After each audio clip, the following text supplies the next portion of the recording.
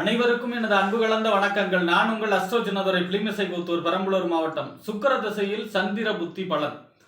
அதாவது பார்த்தீங்கன்னா, ஒருவருக்கு ஜாதகத்தில் பலன், அவருக்கு என்ன பலன் நடக்குது, இப்போ நடக்கக்கூடிய பலன் என்ன, எதிர்காலத்தில் என்ன பலன் நடக்கும், ஏற்கனவே நடந்த பலன்கள் என்ன, எல்லாமே பார்த்தீங்கன்னா தசா புத்தியை வச்சு தான் சொல்ல முடியும். எந்த திசை நடக்குது, லக்கணத்துக்கு அது எந்த இடத்துல இருந்து நடக்குது, அதனால என்ன பலன்கள் நடக்கும், இது எல்லாமே பார்த்தீங்கன்னா தசா புத்தி தான். எப்போவுமே நமக்கு எவ்வளோ பெரிய யோகம் இருந்தால் கூட அந்த யோகத்தை செயல்படுத்தக்கூடியது பார்த்தீங்கன்னா தசா புத்தி தான். இப்போ ஒருத்தருக்கு குரு சந்திர யோகம் இருக்குது அப்படின்னா, அவருக்கு குரு தசையோ சந்திர தசையோ வரலன்னா அவருக்கு அந்த யோகமே செயல்படாது. கஜகேசரி யோகமும் அது போல தான். சந்திர மங்கள யோகம் இருக்குது, அவருக்கு சந்திரனோட திசையோ செவ்வாயோடைய திசையோ வரலன்னா அவருக்கு அந்த யோகம் இருந்தும் பிரயோஜனம் கிடையாது. புத ஆதித்ய யோகம் இருக்குது, சூரிய திசையோ அல்லது புதன் திசையோ வரலன்னா அவருக்கு அந்த யோகம் இல்லை. ஆக நமக்கு என்ன கொடுப்பின இருக்கோ அது நமக்கு கிடைக்குமா கிடைக்காதுங்கிறது தசாபுத்தி தான் சொல்லும். தசாபுத்தி அந்த தசையில தான் அதனுடைய யோகத்துடைய பலன் கிடைக்கும். அதே போல் அவயோகம் இருந்தால் கூட, ஒருவருக்கு அவயோக ஜாதகமாக இருந்தால் கூட அந்த அவயோக தசாபுத்தி வந்தால் தான் அந்த அவருக்கு அவயோகமே நடக்கும். இப்போ 6, 8, 12 ஒரு கிரகம் பகை நீச்சமாய் மறைஞ்சி அவருக்கு நல்ல பலனே இல்லை அப்படின்னா அந்த திசையை வரலன்னு வச்சுங்க, அவர் யோகவான் தான். அப்போ ஒரு யோகவானா அவயோகவானா அப்படிங்கிறத சொல்றது பார்த்தீங்கன்னா அவருடைய தசாபுத்தி தான் சொல்லும். அப்போ ஒருவருக்கு தசாபுத்திங்கிறது முக்கியமான விஷயம். இந்த கோச்சாரத்தை விட தசாபுத்தி தான் முக்கியமான பலன்களை 80% செய்யும். அப்போ பார்த்தீங்கன்னா ஒருத்தருக்கு யோக திசை நடக்குது, 20 வருஷம் சுக்கர திசை நடக்குது அப்படின்னா அந்த சுக்கர திசை முழுமையான யோகத்தை செய்யுமா? அது லக்கணத்துக்கு எந்த இடத்துல இருக்கு, பாக்கிய லாபத்தில் இருக்கா, லாபஸ்தானத்தில் 11ஆம் இடத்துல இருக்கா, பாக்கிய ஸ்தானத்தில் 9ஆம் இடத்துல இருக்கா, லக்கணத்துக்கு அவர் சுபரா, லக்கண சுபருடைய நட்சத்திர சாரத்தில் இருக்காரா, இதெல்லாம் அனுசரித்து செய்யும். இப்போ இந்த 20 வருஷமும் நன்மையே செய்யுமா அப்படின்னா, அதில் ஒரு திசையில் 9 புத்தி இருக்கு. அப்போ அந்த 9 புத்தியில் இப்போ லக்கணத்துக்கு பகை நீச்சமா 6, 8, 12 மறைஞ்சோடைய புத்திநாதன் நடக்கிறார் அப்படின்னா அந்த நேரத்தில் பலன்கள் குறைபடும், பெருசாக நன்மை நடக்காது. ஆனாலும் தசாநாதனை மீறி புத்திநாதன் வேலை செய்யாது அப்படிங்கிறனாலும் கூட அந்த அவயோக புத்தியில் பெருசாக நல்ல பலன்கள் ஏற்படாது. ஒருவருக்கு அவயோக திசையே நடக்குது, அஷ்டமாதிபதி திசை நடக்குது அல்லது விரையாதிபதி திசை நடக்குது, அதுவும் பகை நிச்சயமாகி சுபருடைய தொடர்பு இல்லாமல் நடக்குது அப்படின்னா அது முழுமையாக கெடுபலன் செய்யுமான்னா செய்யாது.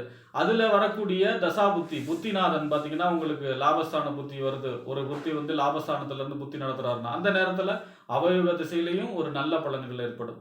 அப்போ முழுமையாக ஒரு தசை நல்ல பலனையோ தீய பலனையோ செய்யாத, அதில் உள்ள புத்திநாதன் அனுசரித்து பலன்கள் மாறுபடும். அந்த வரிசையில் பார்த்தீங்கன்னா ஒருவருக்கு சுக்கர தசை பார்த்தீங்கன்னா இந்த பரணி, பூரம், பூராடம் இந்த நட்சத்திரக்காரர்களுக்கு மட்டும் செல் நீக்கி இருப்பு திசைன்னு சொல்லி முழுசா நடக்காது. பாக்கி இருக்கக்கூடியவங்களுக்கு 20 வருஷம் நடக்கும். அப்ப இந்த 20 வருஷம் சுக்கர மகா திசையில முதல்ல சுக்கர திசையில சுய புத்தி நடக்கும். சுக்கர திசையில சுக்கர புத்தி, அடுத்தது சுக்கர திசையில சூரிய புத்தி, அடுத்தது சுக்கர திசையில சந்திர புத்தி நடக்கும். இந்த சந்திர புத்தி மொத்தம் எவ்வளவுன்னா 1 வருஷம் 8 மாசம். இந்த 1 வருஷம் 8 மாசம் சுக்கர திசையில சந்திர புத்தியில என்ன பலன்கள் ஏற்படும், இந்த டைம்ல செய்யக்கூடிய வழிபாடுகள் என்ன, பரிகாரங்கள் என்ன என்பதை பற்றி இந்த காணொலியிலே பார்ப்போம். இது போன்ற தொடர்ந்து ஜோதிட தகவல்களை வரவும் தமிழ் மாத ராசி பலன்களை தெரிந்து கொள்ளவும் நமது சேனல் அஸ்ட்ரோ சின்னதுரை சப்ஸ்கிரைப் செய்து கொள்ளுங்க, லைக் பண்ணுங்க, நண்பர்களுக்கு ஷேர் பண்ணுங்க. அதாவது பார்த்தீங்கன்னா 20 வருஷம் சுக்கர தசைங்கிறது பெரும்பாலும் நன்மை செய்யும். ஏன் அப்படின்னா அவர் லக்னத்துக்கு அவயோகராக இருந்தாலும் சரி, எப்படி இருந்தாலும் நன்மைகளை செய்யும். ஏன்னா காரகத்துவ அடிப்படையில் சுக்கிரனுடைய காரகத்துவம் எப்பவுமே கையிருப்பு பணம்.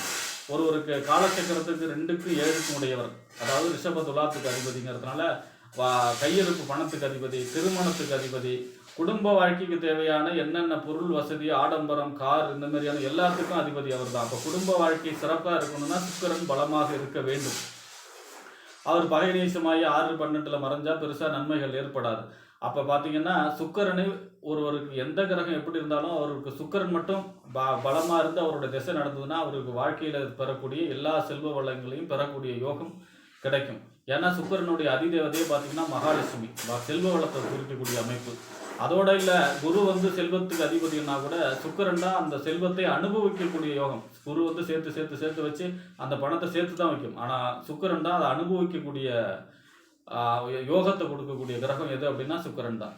அப்போ சுக்கிரன் பார்த்தீங்கன்னா சுக்கிர திசையில சந்திர புத்தி பார்த்தீங்கன்னா 1 வருஷம் 8 மாசம் நடக்கும். இந்த சந்திரன் லக்னத்துக்கு லக்னத்துக்கு கேந்திரம் 1, 4, 7, 10 1ஆம் இடம், 4ஆம் இடம், 7ஆம் இடம், 10ஆம் இடம். அதுவும் 4ஆம் இடங்கிறது திக்பலமா இருக்கக்கூடிய இடம்.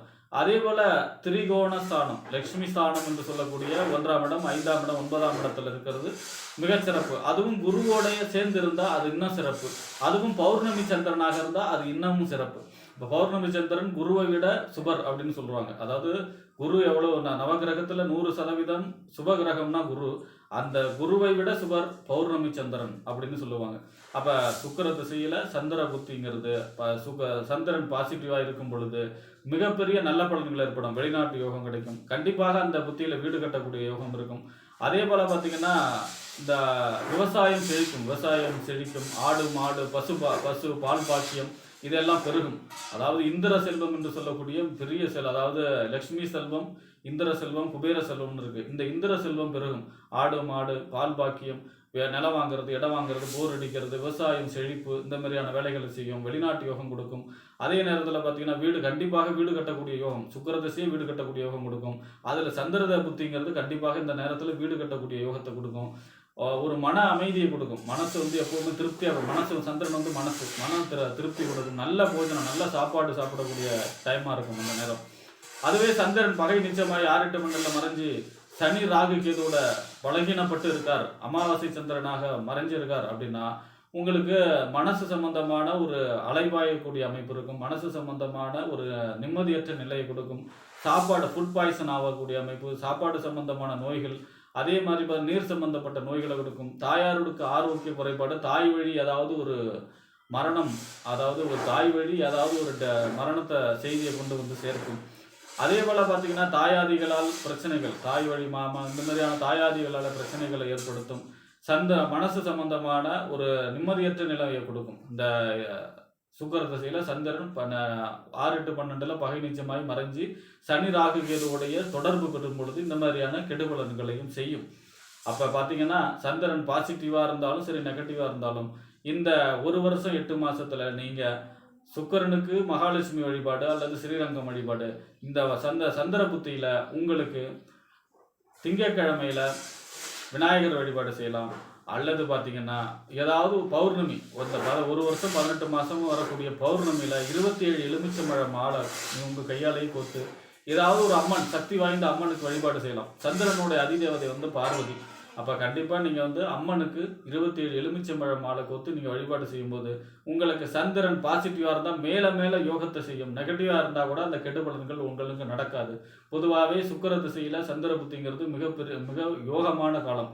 இந்த நேரத்தில் தான் வீடு கட்டக்கூடிய யோகம் இருக்கும். இந்த நேரத்தில் தான் ஆடு மாடு செல்வ செழிப்பெல்லாம் பெருகக்கூடிய காலமாக இருக்கும். போர் அடிக்கக்கூடியது, குடும்ப வாழ்க்கை தேவையான எல்லா செல்வங்களும் சேரக்கூடிய டைமாக இந்த 1 வருஷம் 8 மாதங்கிறது சுக்கிர திசையில் சந்திர புத்தி மிகுந்த யோக பலன்களை செய்யும். மகாலட்சுமி வழிபாடும் அம்பாள் வழிபாடும் செய்யும் பொழுது மீண்டும் அதாவது மிகப்பெரிய நல்ல பலன்களை அதிக அளவு கொண்டு வந்து சேர்க்கும் என்று கூறி விடைபெறுகிறேன். நன்றி, வணக்கம்.